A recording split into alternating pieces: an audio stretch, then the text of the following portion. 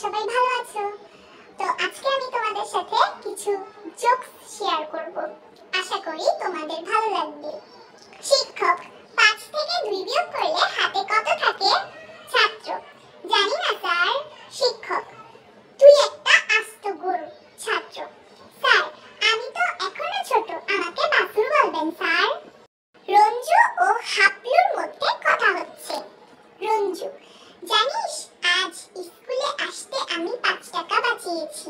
হাবলু, কিভাবে? রঞ্জু, আজ বাসের একদম পিছনে দৌড়ে দৌড়ে এসেছি। যদি বাসের ভেতরে উঠে বসতাম তাহলে পাক্কা 5 টাকা দিয়ে দিতে হতো। হাবলু, ইস তুই যা গাধা না। রঞ্জু, 5 টাকা বাঁচালাম, এতে গাধা বলার কি আছে? হাবলু, আরে বেটা, বাসের পেছনে না দৌড়ে যদি ট্যাক্সির পেছনে দৌড়ে আসতি তাহলে কত টাকা বাঁচতো বল একবার? একদম 100 টাকা বেঁচে যেত তোর। তুই গাধা না তো কি? এক বাড়িতে ডাকাতি হয়েছে। সেই বাড়ির প্রতিবেশীর বাড়িতে অনুসন্ধানের কাজে গিয়েছেন গোয়েন্দা। গোয়েন্দা, গত রাতে পাশের বাড়ি থেকে আপনারা কোনো শব্দ শুনতে পেয়েছেন? প্রতিবেশী, না।